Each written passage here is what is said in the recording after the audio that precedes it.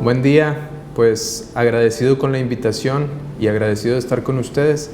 Hoy voy a hablarles sobre la salud visual en tiempos de COVID y la intención es platicar brevemente sobre oftalmología general, las enfermedades más frecuentes, pero sobre todo enfocarnos en lo relacionado o las enfermedades relacionadas que pudieran existir al utilizar dispositivos electrónicos como una computadora o una laptop, también los smartphones, los nuevos relojes inteligentes, etcétera, ¿okay? Que es un tema muy nuevo porque todos estos gadgets son nuevos también.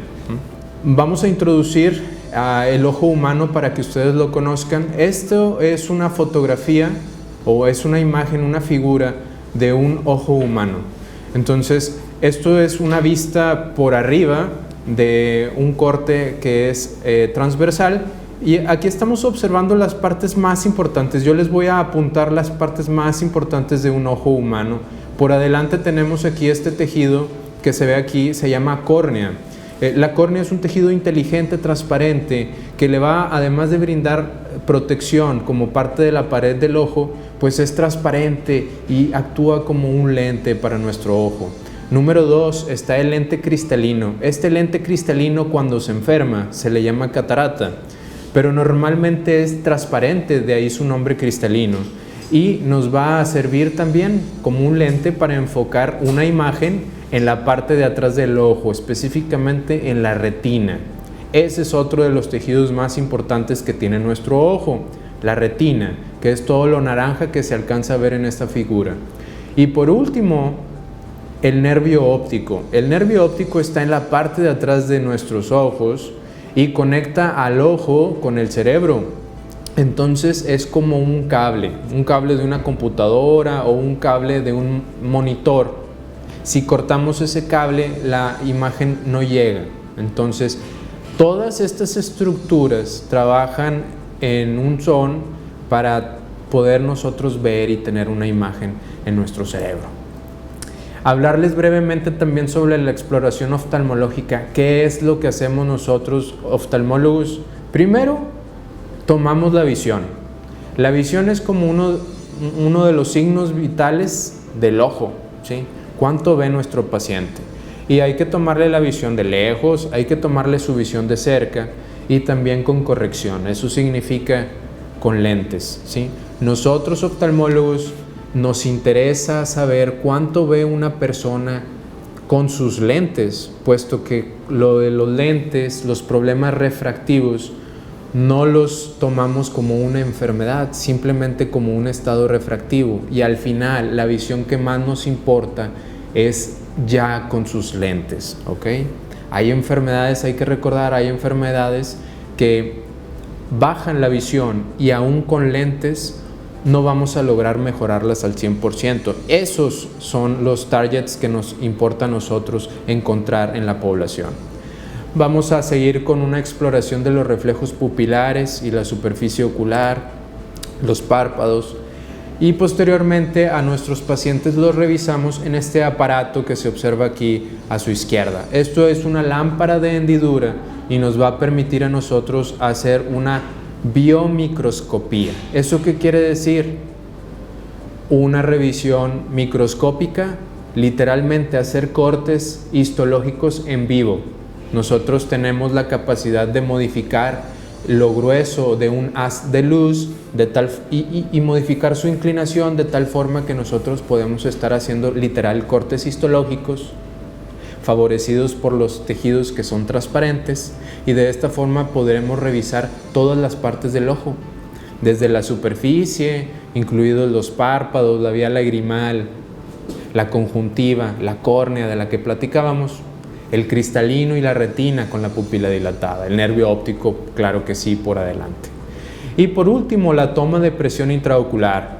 Entonces, a la derecha de la pantalla vemos cómo a un paciente se está acercando un instrumento, eso se llama tonómetro de aplanación de Goldmann.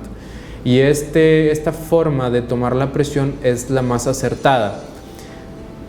Se acerca el instrumento, toca la córnea y de esa forma nosotros medimos la presión de los ojos. Hay que recordar que los ojos también tienen su propia presión y es otro de los signos vitales en la oftalmología.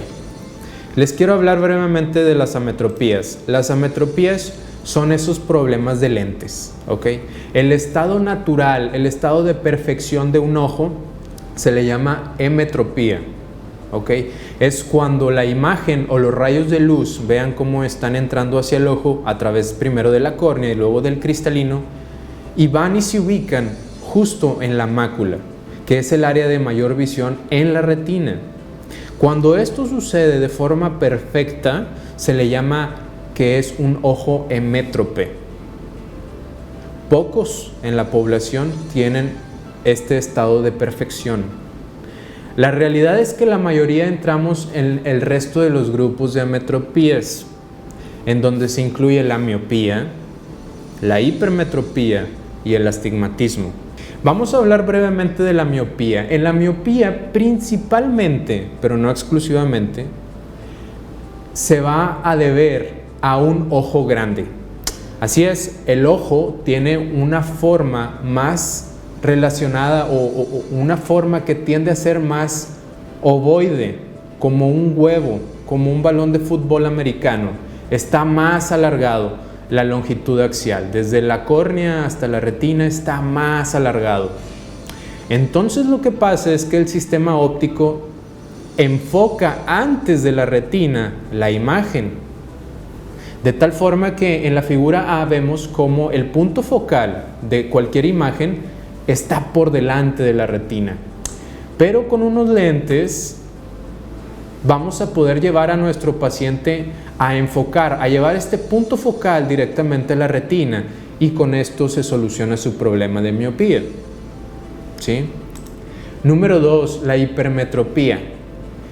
En la hipermetropía principalmente se debe a un aplanamiento de la córnea. Hay que recordar que la córnea tiene una forma de domo.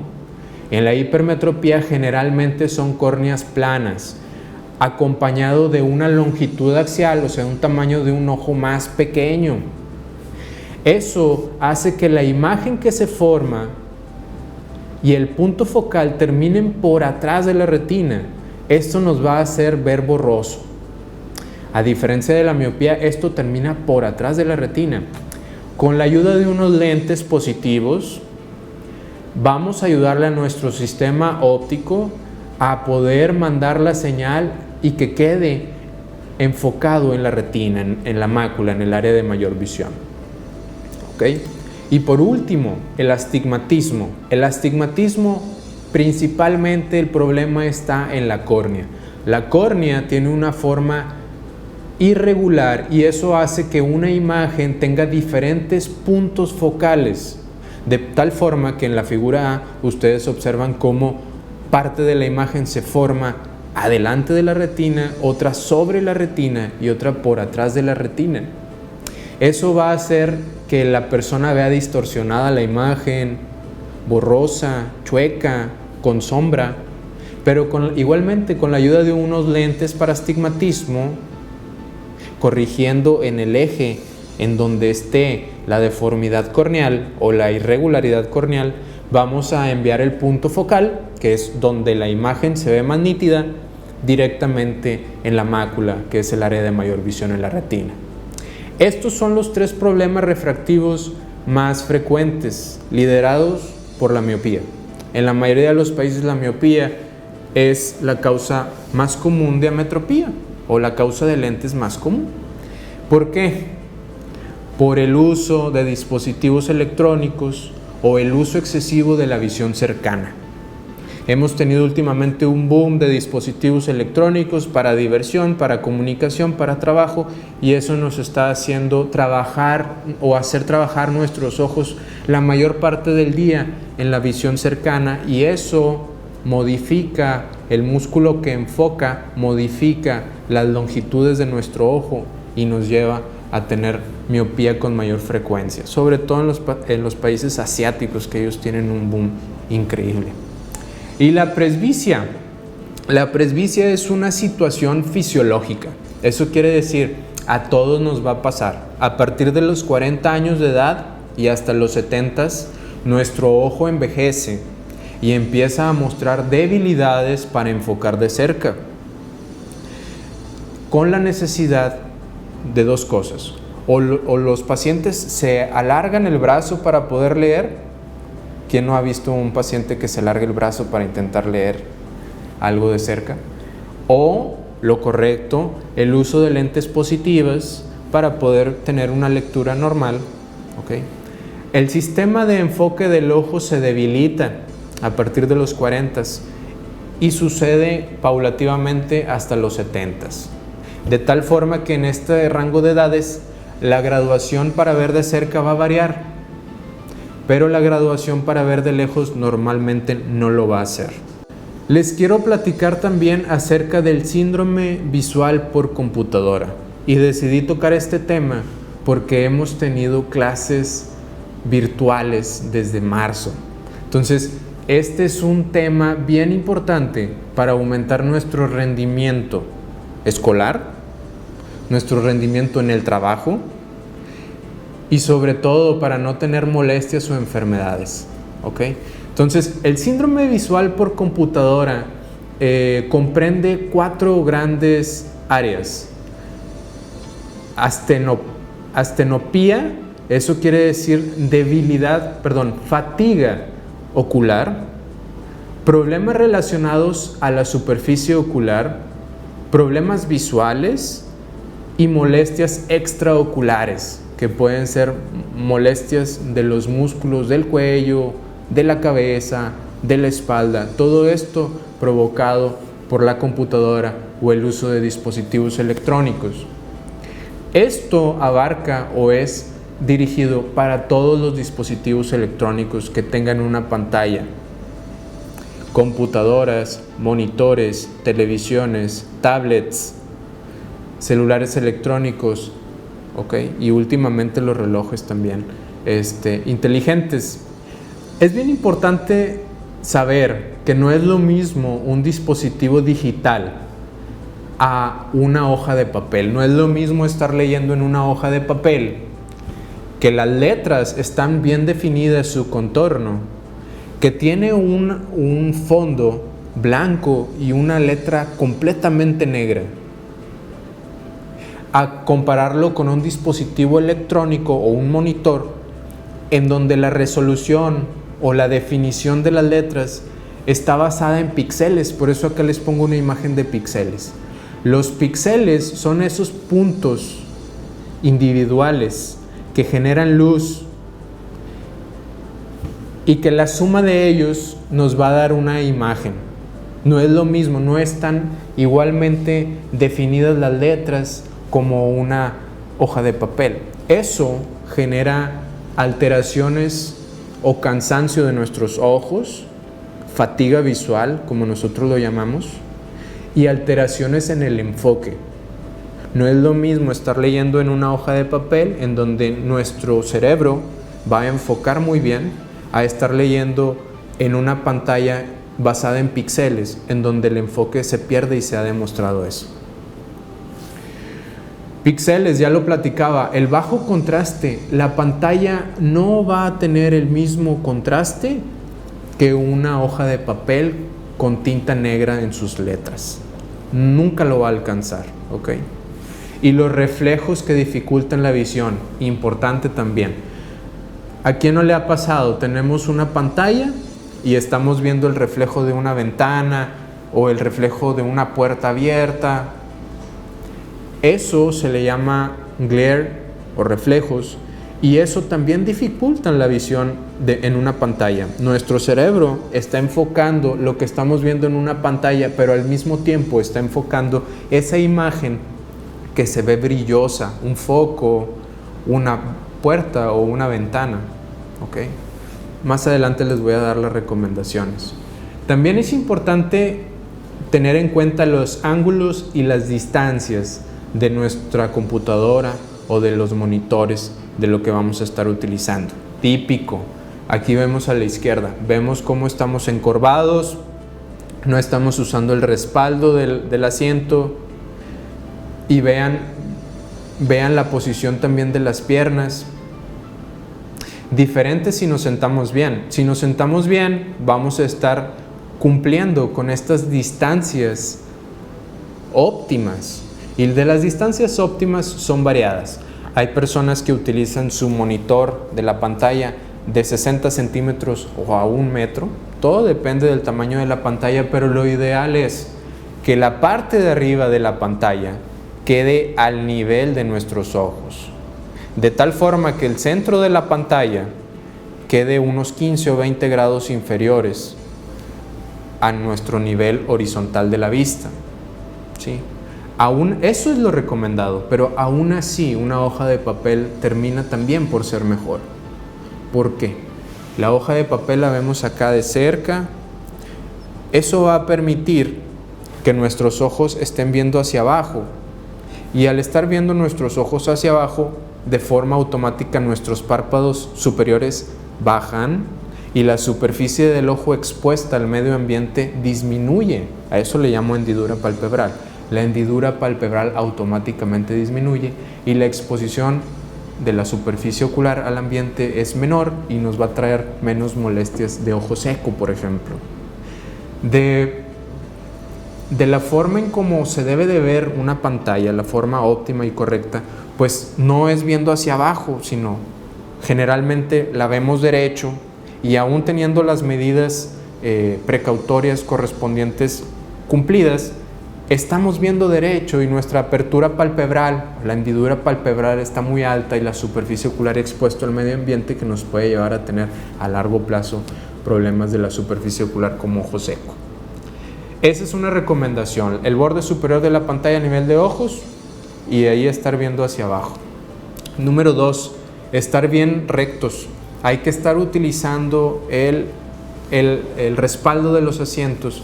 De esta forma vamos a tener nuestros músculos de la espalda pues lo más relajado posible, lo más derecho posible.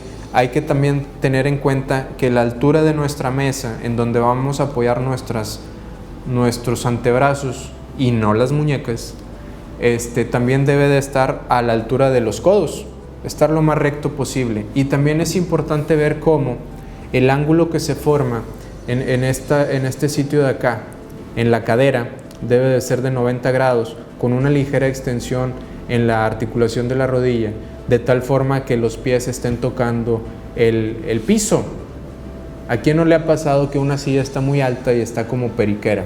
Eso no es bueno tampoco para la posición si estamos pensando en estar largos periodos de tiempo en una computadora. ¿Okay? Las molestias se empeoran al no estar corregido. ¿A qué me refiero con corregido? Pues con tus lentes. Cualquier problema de lentes, por más pequeño que sea, al estar utilizando la computadora, se magnifican y van a generar fatiga visual, fatiga ocular. Porque la computadora, les platicaba, la computadora requiere de gran esfuerzo visual, ¿sí? Estar viendo una computadora no es cualquier cosa. Si tenemos un pequeño problema de refracción, se va a magnificar, y sobre todo en el tiempo. Entonces cualquier problemita, por más pequeño que sea de lentes, hay que ponerse sus lentes. De esta forma evitaremos tener fatiga ocular y vamos a tener un mayor desempeño. Recuerden que al estar cansados podemos ver borroso, podemos ver doble, podemos ver cosas en donde no hay. Si trabajamos con Excel y cosas muy finas, vamos a batallar mucho y de esta forma nosotros vamos a tener un mejor rendimiento. ¿Cómo diagnosticamos este síndrome visual por computadora? Pues el paciente te lo dice: trabajo muchas horas en computadora, me duele la frente, me duele la cabeza después de un rato, veo borroso, veo doble. Nosotros haremos pruebas de visión, de lejos, de cerca, de enfoque. El estudio de lentes, por más pequeña que sea la refracción, nosotros se lo vamos a dejar a los pacientes. Y hay que recordar también, no es lo mismo unos lentes para ver de lejos a unos lentes para ver de cerca a 35 o 40 centímetros. Tampoco es lo mismo a unos lentes para poder ver el monitor a 60 centímetros. Es decir, los lentes que deberíamos de utilizar para ver la computadora son distintos a los lentes para ver de cerca y para ver de lejos. Hay una opción que se llaman lentes progresivos, pero a largo plazo generan una fatiga también visual, porque estamos siempre buscando el punto por donde queremos ver. Lo ideal es tener unos lentes grandes, monofocales, específicamente para ver a la distancia de la computadora. ¿Cuál es el tratamiento? Ajustar la computadora. Ya les decía, la distancia de la pantalla varía de 60 a 70 centímetros, de 50 a 70 centímetros está bien. Que el centro de la pantalla quede de 10 a 12 centímetros por debajo del nivel de los ojos, pero la altura, el límite superior de la pantalla que quede a tu nivel de ojos y el centro por debajo, ¿ok? El tipo de pantalla es bien importante. Entonces, hay diferentes tipos de pantallas. Lo más importante es que sea LCD, que tenga un nivel de hertz o de frecuencia de refresh alto, ¿okay? Unos hertz elevados. Entre más elevados sean los hertz, o sea, más frecuentemente se va a estar refrescando lo que está proyectado en la pantalla, y de esa forma vamos a tener también menos cansancio o menos estenopía. El material de referencia, si vamos a estar tomando apuntes, debe de estar por debajo de la pantalla y por encima del teclado, ¿okay? Es bien importante manejar esta distancia. Eso es por dos cosas: por la practicidad para tomar la nota, pero también eso va a permitir que nuestros ojos no batallen mucho o no cambien mucho en enfocar la pantalla a la libreta, ¿okay? A diferencia, si lo tenemos acá, esto va a hacer que te tardes más y a cansarnos. La luz del cuarto. Es bien importante que la luz de la pantalla que estamos viendo y la luz del cuarto sean muy similares, que no existan diferencias, que el cuarto no esté en penumbra y la pantalla bien brillosa o viceversa. ¿Por qué? Si sucede estas diferencias en el brillo tanto de la pantalla como del cuarto, nuestro campo visual va a tener cambios y nuestro sistema visual va a estarse esforzando en anular esos cambios de contraste. Lo ideal es que el brillo de la pantalla y el brillo del cuarto sean muy similares, y de esta forma nuestro campo visual no esté percibiendo esas dos cosas y nuestro cerebro no esté trabajando de más. Las pantallas, hay unos filtros para las pantallas que son antirreflejo, y aquí les pongo algunas imágenes en cómo se ve el reflejo, pero ya con la pantalla antirreflejo anulamos mucho de los reflejos. Está recomendado utilizar este tipo de pantallas si no podemos anular los reflejos de nuestro cuarto. Lo ideal es ponerle cortinas o persianas a las ventanas, cerrarlas por completo, cerrar las puertas para que de esa forma no entre luz desde otro ángulo. Si tenemos una lámpara de escritorio, pues no dirigirla a la pantalla ni a nosotros ni en nuestra contra, sino dirigirla contra el exterior, contra otra superficie. De esta forma tener iluminación indirecta y así que no nos esté encandilando ni tampoco enviando el reflejo a la pantalla.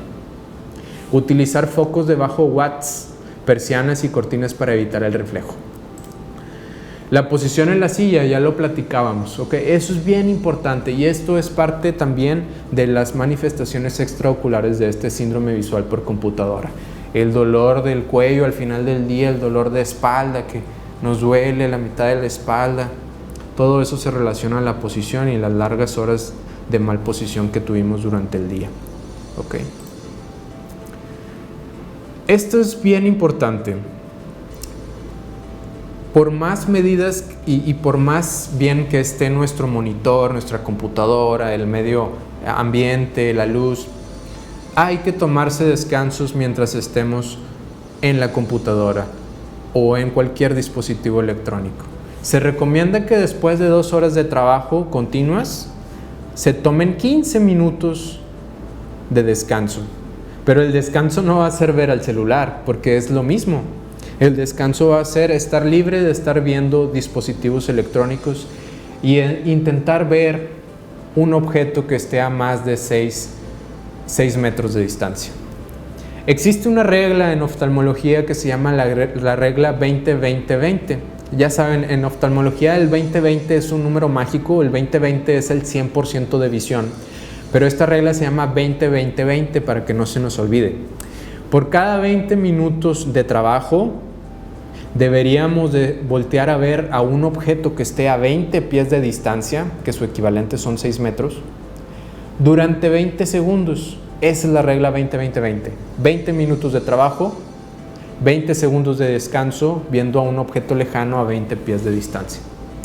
Eso nos va a traer descanso al músculo que está enfocando adentro de nuestro ojo, lo va a relajar y nos va a permitir llevar la pauta de nuestro trabajo con un buen rendimiento.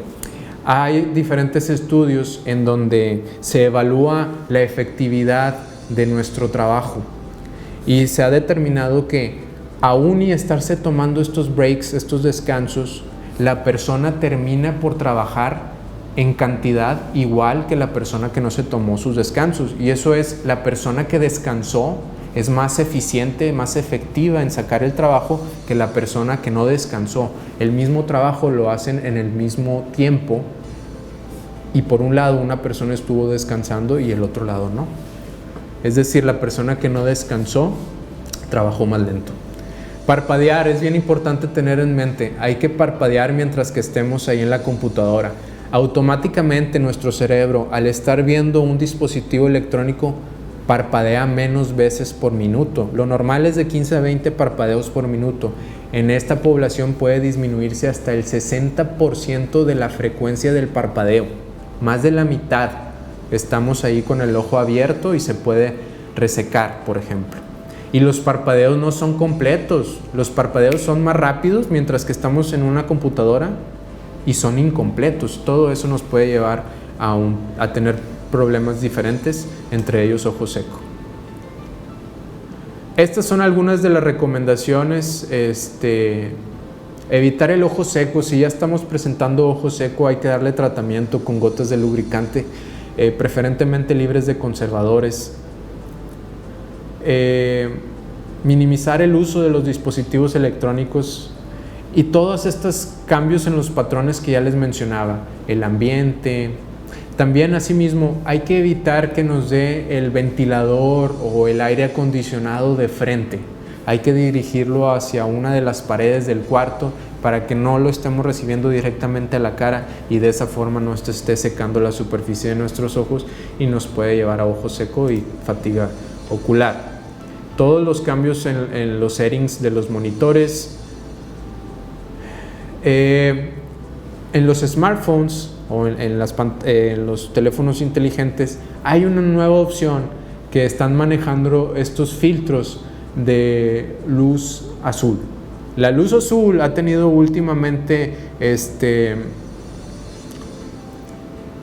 mucha atención porque se le ha relacionado, vamos a verlo más adelante, a cambios deleterios en nuestros ojos, pero ahorita lo vamos a ver. Sí, cuando sea posible, ponerle el modo nocturno a nuestros celulares. De esta forma vamos a tener el filtro contra la luz azul. La pantalla típicamente se ve un poquito más amarillenta. Nos va a traer muchos beneficios, sobre todo a la hora de dormir. ¿Ok? Más adelante les explico por qué. Algo que debemos de platicar si estamos platicando sobre pantallas, el uso de celulares, dispositivos electrónicos, son nuestros miedos, a nosotros como oftalmólogos, de los daños que suceden en los tejidos oculares inducidos por la luz azul. Hay que recordar que una pantalla emite diferentes rangos de rayos en el espectro visible y uno de ellos es el azul, por allá de los 420 nanómetros de longitud de onda. Esta luz se le ha relacionado con daño, ¿ok? Aquí tenemos uno de los papers más recientes en donde nos dice que la luz azul se ha reconocido que se afecta la visión, la función del ojo por un daño directo fotoquímico por encima del umbral. Afortunadamente, todos estos dispositivos electrónicos que utilizamos, tanto la computadora, los monitores, el celular, afortunadamente no rebasan ese umbral de la emisión de luz azul que pudiera generar daño a nuestros ojos. Sin embargo, el daño de esta luz azul no debe de ser subestimado a grupos especiales. Entonces, eso quiere decir que si nosotros ya tenemos un daño en la retina, pues es preferible no exponerse a este tipo de luces azules. Nos hablan importantemente sobre la población que estudia odontología, los dentistas. Los dentistas últimamente tienen un tipo de radiación de luz azul para el blanqueamiento de los dientes. Entonces nos dice que ellos deberían de modular la frecuencia y la duración de sus tratamientos de radiación usando esta radiación azul y utilizar gogles protectores con filtros de radiación para prevenir el daño por luz azul. Eso es lo que hay de evidencia en cuanto a la luz azul. Es un tema que está muy candente en oftalmología, pero afortunadamente solamente dentistas, grupos vulnerables, es decir, que tengan otras enfermedades oculares, en específico de la retina, deben de tener preocupación ahorita, en este momento. No se ha visto, la evidencia no marca que exista alguna limitación para la población normal con este tipo de monitores que no rebasan el umbral. ¿Okay? Pero es importante también hablarles de los cambios no dañinos que puede tener la luz azul en nuestras vidas. Se ha demostrado que la luz azul disminuye la producción y liberación de melatonina. La melatonina es una hormona que nos ayuda para dormir. Entonces, la melatonina se empieza a excretar en las últimas horas del día y las primeras horas de la noche para irnos preparando para tener un buen sueño. Si nosotros utilizamos el celular, que también tiene luz azul, en la tarde o en la noche, nuestros niveles de melatonina pueden disminuir y podríamos tener insomnio o dificultades para dormir. Así que lo recomendado es ponerle el filtro de luz azul a tu celular, que es el modo nocturno, que la pantalla se vea amarillenta, o de plano no utilizar el celular en las últimas horas del día para que tengas buen sueño. Y por último, platicarles brevemente qué patologías o qué problemas oculares vemos con mayor frecuencia en la consulta de oftalmología que pudieran estar generando baja de visión o molestias.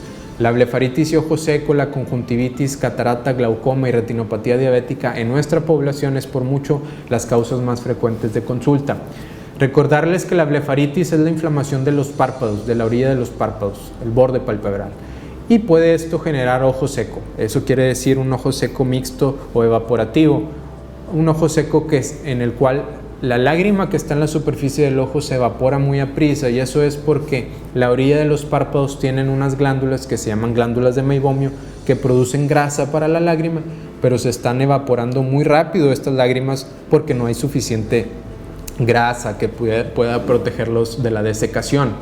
¿Qué molestias están en esta enfermedad? Ojo rojo, intermitente, ardor o comezón, sensación de traer cuerpo extraño, eso es la arenilla, o que si me hubiera caído una pestaña pero realmente no me cayó, o una basurita en los ojos, arenosos. Visión borrosa intermitente, eso también puede pasar. Los pacientes se quejan de que se les atraviesa una telita de repente, o los típicos ojos cansados al final del día, que no tienes sueño pero tienes ganas ya de cerrar tus ojos. Esto puede ser producto de la blefaritis. Cuando la blefaritis es muy importante, puede inflamarse de forma muy importante una glándula en especial, y a eso se le llama orzuelo, que típicamente se le conoce como perrilla. Y si esta inflamación se resuelve pero queda la bola ahí, se le llama chalación. Todo esto tiene solución, ¿ok? La conjuntivitis, hay que recordar que la conjuntivitis es una de las causas de ojo rojo, pero no todo ojo rojo es conjuntivitis. Existen otras causas de ojo rojo como los glaucomas agudos, la uveitis, que es la inflamación de la parte de adentro del ojo. Pueden generar también ojo rojo y con un potencial de mala visión. La conjuntivitis es la inflamación de la piel del ojo, que se llama conjuntiva, y puede generarse por diferentes causas. No todas son infecciosas, virus, bacterias, pero también por alergias. Entonces es bien importante acudir al médico si tenemos ojo rojo, molestias con la luz, lagrimeo, comezón, ¿ok? Y fotosensibilidad, eso es molestias con la luz.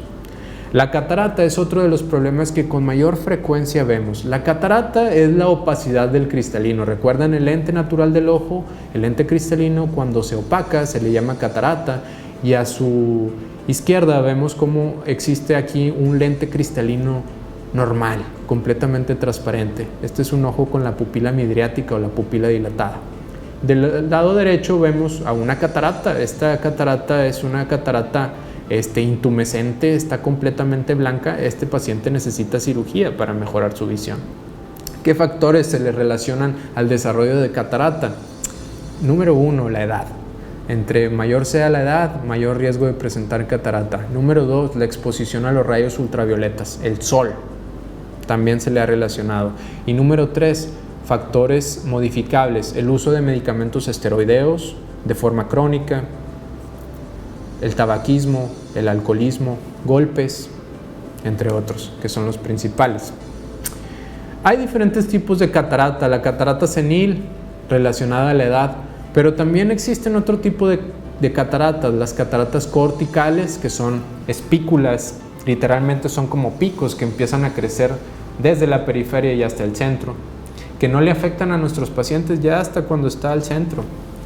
Estas corticales son más relacionadas a los pacientes que tienen diabetes, que esa es otra de las causas que generan la aparición de catarata de forma prematura. Los pacientes con diabetes, sobre todo descontrolados, y la catarata subcapsular posterior también en ellos.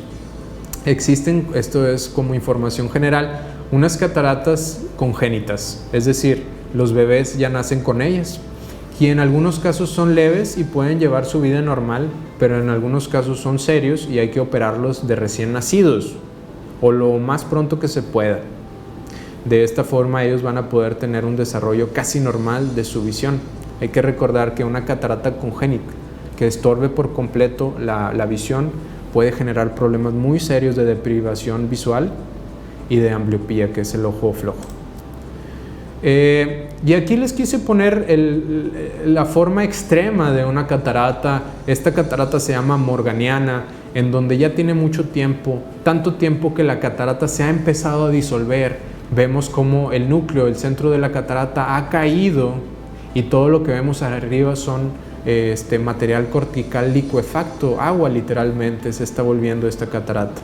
Estos son estados muy avanzados de catarata, y por el lado derecho vemos en esta imagen un lente intraocular. Este es el famoso lente intraocular que ponemos después de una cirugía de catarata, y hablarles brevemente de lo que es la cirugía de catarata. Durante la cirugía de catarata entramos al ojo en córnea, por córnea clara, hacemos una incisión muy pequeña y de dentro del ojo destruimos la catarata y la aspiramos. Y al final de la cirugía metemos un lente doblado y adentro del ojo lo desdoblamos y lo acomodamos en un espacio que se llama bolsa capsular. Antes esta bolsa detenía a la catarata, ahora va a detener a nuestro lente intraocular completamente transparente. Hay diferentes tipos de lentes intraoculares. Unos son monofocales, nada más para ver a una distancia, de lejos por ejemplo, y otros son multifocales como este que vemos en la imagen, que son los lentes que también les llaman premium, en donde hay diferentes anillos o tiene diferentes anillos concéntricos que le van a permitir al paciente ver a diferentes distancias con la independencia de gafas para ver de cerca. Vean cómo ve una persona con cataratas avanzadas, se ve borroso, se ve menos contraste, los colores más pálidos, y una visión normal, los colores frescos, clara la visión. ¿Okay? Otra enfermedad frecuente es el glaucoma, y es uno de los problemas más serios que está presentando el mundo. El glaucoma es una enfermedad del nervio, pero lo que genera tanta dificultad para poderla diagnosticar es que le genera dificultades para ver al paciente, pero cuando ya la enfermedad está muy avanzada. El glaucoma comienza por quitar la visión periférica, pero si nosotros trabajamos con la visión central, entonces cuando la enfermedad está muy avanzada es cuando vamos a notar algún cambio. Típicamente los pacientes se quejan de que su campo visual se ha disminuido, que antes veían los carros por los espejos laterales y ahora tienen que mover toda la cabeza y no ven los carros hasta que ya los tienen enfrente. Esas son las molestias que presentan los pacientes con glaucoma. El glaucoma es una enfermedad que se relaciona mucho, pero no exclusivamente, con la presión intraocular elevada. ¿Se acuerdan que el ojo tiene presión? La presión alta del ojo daña al nervio óptico. De tal forma que la imagen que estamos viendo aquí a la izquierda es un nervio óptico sano, un nervio óptico normal, y el que vemos aquí a la derecha es un nervio óptico enfermo. Vemos, si el nervio fuera como la llanta de un carro, el glaucoma se vería como la llanta de un carro deportivo. Eso quiere decir una llanta delgada con un rin muy grande. Esa llanta delgada es la capa de fibras nerviosas que se está terminando. Este es un problema serio. Aquí más de lo mismo, vemos cómo se está adelgazando el anillo neuroretiniano, que es la capa de fibras nerviosas que va por ahí, está muy dañado en este caso, ¿no? Así es como ven los pacientes con glaucoma. Un paciente con una visión normal ve como este campo que se ve aquí abajo y a la izquierda de su pantalla. Cuando el glaucoma es en fases iniciales, el paciente no lo detecta. En algunos puntos del campo pues no ve, pero no nos damos cuenta porque los cambios son tan sutiles y lentos que no nos los apreciamos. Cuando ya la enfermedad está en fases intermedias y avanzadas, ahí es cuando el paciente lo nota. El paciente empieza a dificultarse su lectura, caminar y sobre todo manejar. Y en fases muy avanzadas el paciente ve como si estuviera viendo a través de un binocular, o como estas limitaciones que tienen los caballos para no ver a los costados y que no se asusten, nada más viendo de frente. ¿Con qué frecuencia debemos de revisar nuestros ojos si no tenemos alguna enfermedad de ojos o alguna enfermedad oftalmológica? La realidad es que debemos de tener revisión de nuestros ojos desde recién nacidos. La primera revisión y la revisión de los 6 meses, la de recién nacidos y los 6 meses de edad, la realiza el pediatra. Es una revisión rápida, pero que detecta los problemas más serios en los recién nacidos. En la población infantil, a los 3 años de edad es una revisión de ley, en donde el niño ya nos puede ayudar más con la exploración y nosotros podremos encontrar problemas serios o descartarlos. El uso de lentes también ya se puede determinar en esta población y la frecuencia varía. Si es un niño sano lo podemos ver a los 2 o 3 años después. Si es un niño con alguna enfermedad lo podemos citar dependiendo de la gravedad de la enfermedad, pero puede ser al año. En términos generales, en adultos la revisión debería de ser anual, es decir, una vez al año si no tenemos enfermedades. Si el paciente tiene enfermedades del cuerpo o de los ojos, la gravedad de esta determinará la frecuencia de visitas. Hay pacientes que los vemos tan seguido como cada día porque tienen alguna infección en la córnea, pero hay pacientes que los vemos hasta un año porque son completamente sanos y no tienen ninguna enfermedad en sus ojos o en su cuerpo. Hay pacientes que los cito a los 3 o 6 meses. Por eso es importante tener una visita inicial y de ahí determinar la frecuencia. Generalmente las revisiones deberían de ser en los pacientes sanos una vez al año. Por último, la retinopatía diabética. México es un país con un alto número de diabéticos. Somos el primer lugar, el segundo lugar en diabetes a nivel mundial. Segundo lugar en obesidad en adultos a nivel mundial, primer lugar en obesidad en niños a nivel mundial, lo que indica que va a ser un problema muy serio en el futuro próximo, puesto que todos los niños o muchos niños son obesos, pues van a ser obesos de grandes y los obesos van a ser diabéticos. Es un problema serio, la diabetes puede dejar ciego a los pacientes, es una de las principales causas de ceguera en nuestro país. No hay números oficiales, pero pensamos que es una de las principales irreversibles, ¿okay? Hay muchos cambios por diabetes en los ojos, en el cuerpo y también en los ojos. El principal es la retinopatía diabética. Vean cómo se ve el fondo de un ojo, la retina sana del lado izquierdo, y esta es una retina enferma en el lado derecho, y vemos múltiples hemorragias profundas en la retina. Otras son más superficiales a nivel de la capa de fibras nerviosas, pero también vemos un montón de puntos amarillos, y esos son exudados. Esos exudados literalmente se está fugando lo que va por adentro de las venas y las arterias. Eso que se fuga y se ve amarillento son lipoproteínas, son proteínas lipídicas, son lípidos que se fugaron y están generando ahí sus depósitos en la retina. La retinopatía diabética es un problema de microangiopatía. Los capilares y las arteriolas más pequeñas están afectadas, y eso nos lleva a un estado de que le falte oxígeno a la retina, que nosotros médicamente le llamamos isquemia, y de ahí se viene toda una serie de problemas.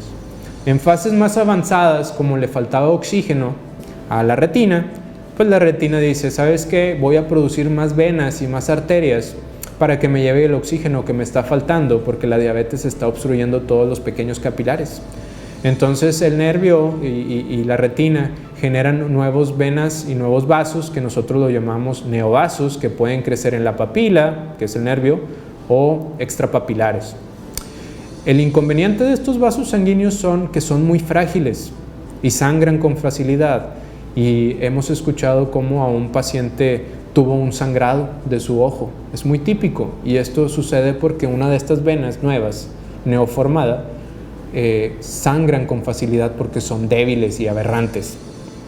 Este es un estado muy avanzado de retinopatía diabética, y así como crecen esas venas en la retina, también crecen en el área de drenaje de nuestro ojo, que se llama ángulo. Si tapan el drenaje de esas venas, la presión del ojo aumenta y genera un glaucoma por venas, o un glaucoma neovascular, que es una de las causas de ceguera total en esta población de pacientes. Este es un estudio con contraste, se llama fluorangiografía con fluoresceína, en donde observamos cómo está con muchos cambios esta retina. Toda esta retina debería de estar de color blanquecino, que es el color del contraste, pero vean cómo está de color negro en muchas zonas. Todas esas zonas le está faltando oxígeno, le está faltando el riego sanguíneo y oxígeno. Estas zonas son de isquemia médicamente, o sea, falta de oxígeno, y vemos cómo en algunos puntos está inclusive saliéndose el colorante, que habla de que hay una permeabilidad muy aumentada de estos vasos sanguíneos. Todo esto es malo. Por último, también la diabetes inflama el área de mayor visión de nuestros ojos. A eso lo llamamos edema macular diabético. De hecho, es la causa principal de baja visión en los pacientes o en la población con diabetes, el edema macular diabético. Y hay diferentes tratamientos para la retinopatía diabética. Desde la vigilancia, si es un grado muy leve y el paciente está bien controlado, si es un grado severo o proliferativo, el uso de láser o inyecciones de medicamento dentro del ojo, medicamento antiangiogénico, que pudieran modular todas estas alteraciones de oxígeno y de factores de crecimiento. Y el edema macular, que es la inflamación del área de mayor visión, pues también con algunas inyecciones de medicamento antiangiogénico que también pudieran modular la permeabilidad de todos estos vasos y de todos estos factores que influyen. Este es el campo visual de una persona normal, y a la derecha el campo visual de una persona con retinopatía diabética avanzada que ha tenido un sangrado, y ellos logran ver manchas de color negro o rojo, que es la sangre que está flotando adentro del vítreo, que es el gel que está dentro del ojo. También hay un tema en cuanto a COVID y la conjuntivitis. Nada más recordar que la conjuntivitis relacionada a COVID es muy rara. La conjuntivitis en COVID se va a presentar en pacientes que estén muy malos en la terapia intensiva, y no se le ha podido comprobar que sea por COVID. Los pacientes que están en terapias intensivas generalmente están con los ojos entreabiertos, con un sistema de ventilación que puede desecar los ojos, y no se le ha relacionado directamente con COVID, a menos que la carga viral de COVID sea muy alto. Ahí sí se le ha relacionado a hacer una conjuntivitis asociada al COVID. Sin embargo, por el momento de pandemia que estamos viviendo, vale la pena pensar COVID en una persona que veamos con ojo rojo, y si tiene alguno de los otros datos de COVID, como fiebre, tos, dificultad respiratoria, dolor o presión en el pecho, cansancio, pérdida de olfato y de gusto. Pues es todo por hoy. Muchas gracias por el tiempo y espero que les haya gustado la charla. Me encuentro en Convisión, está sobre la avenida Hermanos Escobar. Pueden escribirme si tienen alguna duda o alguna pregunta.